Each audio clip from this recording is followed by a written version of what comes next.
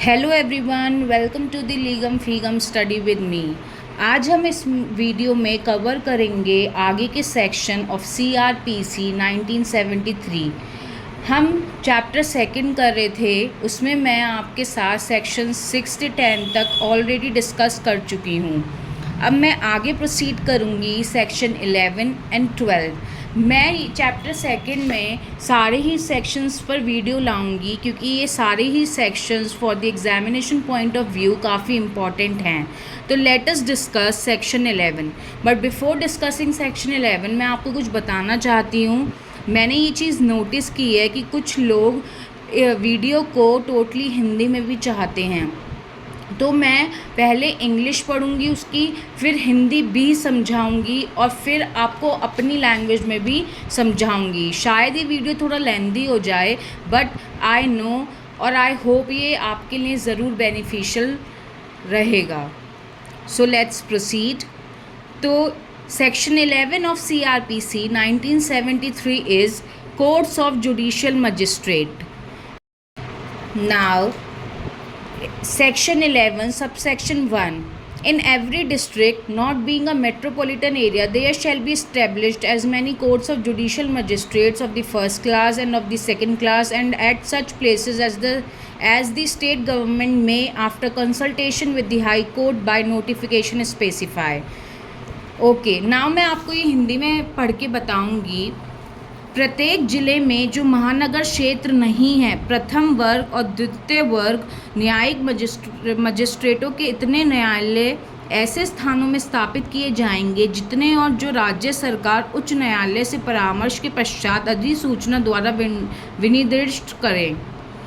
तो मैं अब आपको इसकी बताती हूँ, इसका क्रक्स क्या है सबसेक्शन 1 का। इसमें है कि हर ज़िले में, बट वो मेट्रोपॉलिटन एरिया नहीं होना चाहिए, shall be established as many courts of judicial magistrate courts of judicial magistrate of the first class and second class establish किए जाएंगे।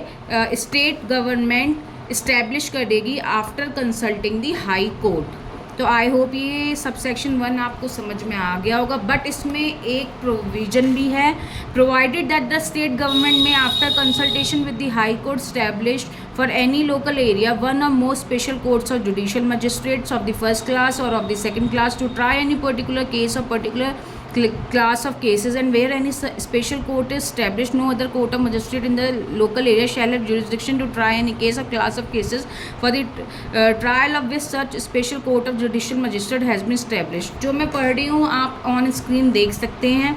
अब मैं आपको इसकी हिंदी बताऊंगी। परंतु राज्य सरकार उच्च न्यायालय से परामर्श के पश्चात किसी स्थानीय क्षेत्र के लिए प्रथम वर्ग या द्वितीय वर्ग के न्यायिक मजिस्ट्रेट के एक या अधिक विशेष न्यायालय किसी विशेष मामले या विशेष वर्ग के मामलों का विचारण करने के लिए स्थापित कर सकती है, और जहां कोई ऐसा विशेष न्यायालय स्थापित किया जाता है उस स्थानीय क्षेत्र में मजिस्ट्रेट के किसी अन्य न्यायालय को किसी ऐसे मामले या ऐसे वर्ग के मामलों का विचारण करने की अधिकारिता नहीं होगी जिनके विचारण के लिए न्यायिक मजिस्ट्रेट का ऐसा विशेष न्यायालय स्थापित किया गया है।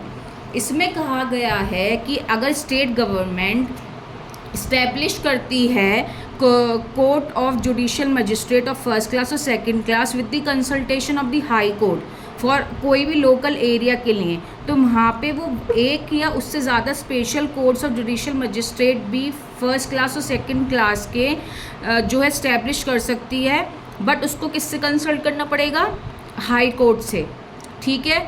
उसके बाद no other court of magistrate in the local area shall have कोई, फिर जब अगर स्पेशल कोर्ट जो है वो इस्टेब्लिश हो गई, फिर कोई भी court of magistrate local area के पास ज्यूरिसडिक्शन नहीं होगा कि वो ट्रायल कर सके of which special court of judicial magistrate has been established. क्योंकि स्पेशल कोर्ट को इस्टेब्लिश कर दिया गया है, तो फिर किसी भी और लोकल मजिस्ट्रेट के पास पावर नहीं होगी कि वो special court of judicial magistrate के केसेस को हैंडल कर सके। आई होप ये आपको समझ में आ गया होगा।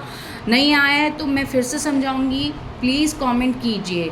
ठीक है, मैं जब भी टाइम मिलेगा ज़रूर समझाऊंगी, आप प्लीज़ कमेंट करके बताएं। सबसेक्शन 2 कहता है the presiding officers of such court shall be appointed by the high court. ऐसे न्यायालयों के लिए पीठासीन अधिकारी उच्च न्यायालय द्वारा नियुक्त किए जाएंगे। जो प्रिसाइडिंग ऑफिसर्स होंगे कोर्ट्स ऑफ जुडिशियल मजिस्ट्रेट्स के, वो कौन अपॉइंट करेगा, ये क्वेश्चन पूछ लिया जाता है प्रीवियस ईयर्स में। 10 ईयर्स जो आए हैं उसमें एक दो बार पूछा गया है PYQs में कि कौन presiding officers of such courts को अपॉइंट करता है, हाई कोर्ट। हाई कोर्ट, तो आप इसको अंडरलाइन कर सकते हैं।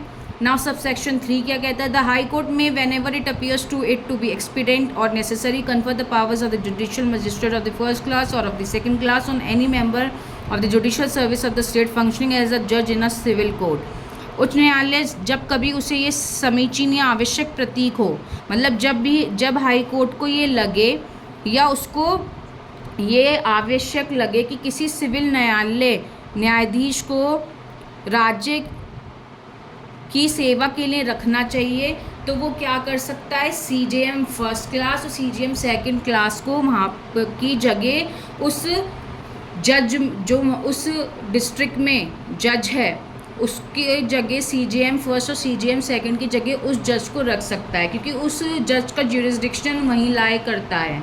अगर ज़रूरत पड़े तो हाई कोर्ट ऐसा आदेश दे सकता है। तो ये था आपका section 11 courts of judicial magistrates. Now moving on to the section 12। Now section 12 says chief judicial magistrate and additional chief judicial magistrate.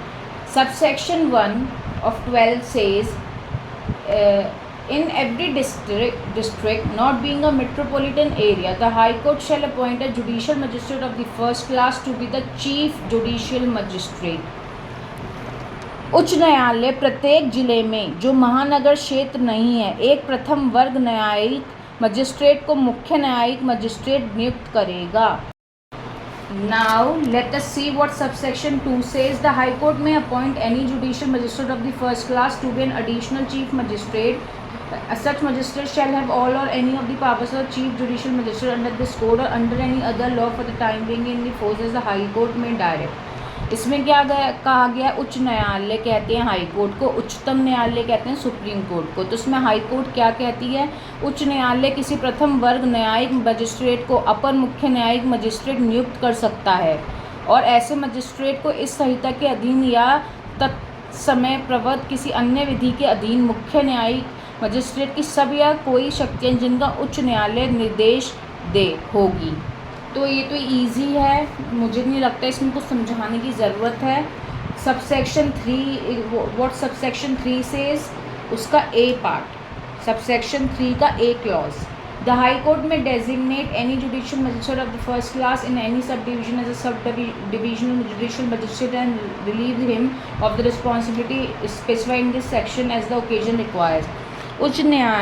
जो उच्च न्यायालय है, हाई कोर्ट है, वो आवश्यकता अनुसार किसी उपखंड में किसी प्रथम वर्ग न्यायिक मजिस्ट्रेट को उपखंड न्यायिक मजिस्ट्रेट के रूप में जो है नियुक्त कर सकता है और उसे इस धारा में विनिर्दिष्ट उत्तरदायित्वों से मुक्त कर सकता है।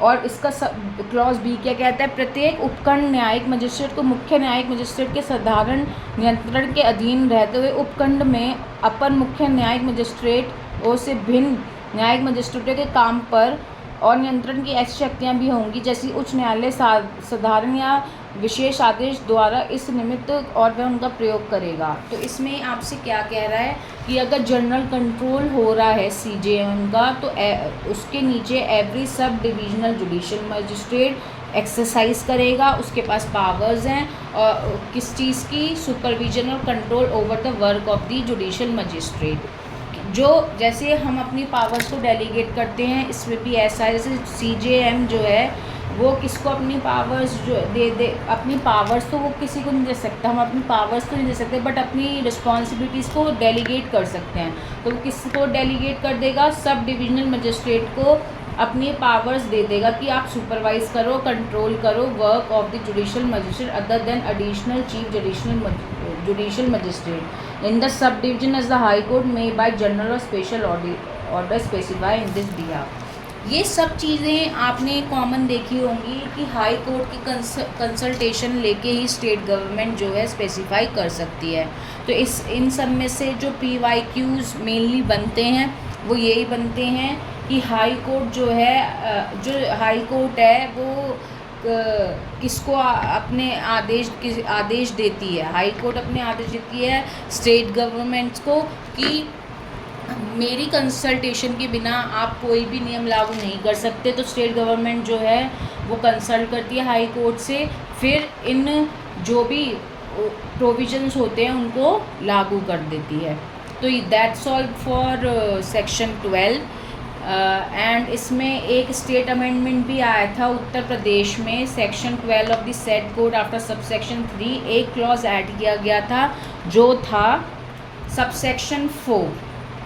तो मैं आपको इसमें बता देती हूँ मेन क्या है सबसेक्शन 4 में, कि office of the chief judicial magistrate अगर वैकेंट है, ठीक है, CJM का ऑफिस अगर वैकेंट है मतलब खाली है उसका पद, तो he is incapacitated by illness, absence or otherwise of the performance of his duties. और क्यों खाली है कि वो आ नहीं सकता, क्योंकि वो बीमार है या किसी भी वजह से वो अपनी ड्यूटीज़ को परफॉर्म नहीं कर सकता। तो senior most among the additional chief judicial magistrate and other judicial magistrate present होगा प्लेस पे, उसकी जगह कोई additional chief judicial magistrate ACJM या जुडिशियल मजिस्ट्रेट जो भी होगा वो उसकी प्लेस पे क्या रख दिया जाएगा, नियुक्त कर दिया जाएगा। एंड इन देयर एब्सेंस अगर ये भी दोनों नहीं है, मतलब एडिशनल चीफ जुडिशियल मजिस्ट्रेट ये भी नहीं है, तो इनकी एब्सेंस में the district magistrate and his absence the senior most executive magistrate shall dispose of the urgent work of the CJM।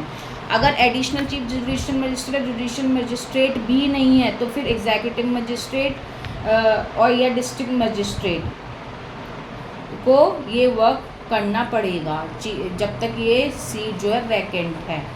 तो आपको मैं एक जनरल सेंस बता देती हूँ, अगर CJM नहीं है तो उसकी पावर्स दी जाएंगी एडिशनल चीफ जुडिशियल मजिस्ट्रेट को, या अगर कोई जुडिशियल मजिस्ट्रेट प्रेजेंट है अगर वो दोनों भी नहीं है तो फिर डिस्ट्रिक्ट मजिस्ट्रेट को, देन अगर डिस्ट्रिक्ट मजिस्ट्रेट भी नहीं है तो फिर एग्जीक्यूटिव मजिस्ट्रेट को डिस्पोज कर जाएंगी अर्जेंट वर्क की पावर्स ऑफ CJM।